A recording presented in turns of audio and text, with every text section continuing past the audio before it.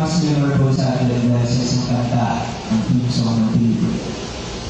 Tonight, we honor the composers behind the most remarkable movie theme song set in Disney last year, and here are the nominees. Indie Movie Theme Song of the Year. Mapagkinang Pearl Mountain. Mom at Jeremy. Mahal Kita, Road to Gabia. Nasa bawat musapa sa paligid. Pagoro, When Magic Hurts. Sa likod ng daruhan, ay pagdali ang Border Ilusoy.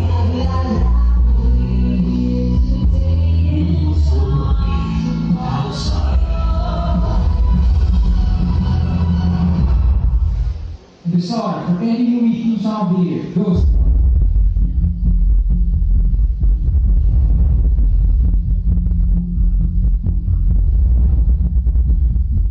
Hamon for the movie Bye-Bye A Journey to Dreams. Thank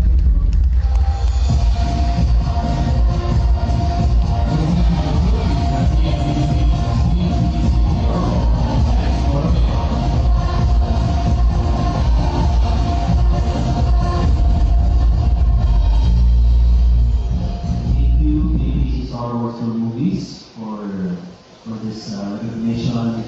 Maraming salamat kay Tito Bates Purno sa pagsulat sa napakagandang awiting hamon.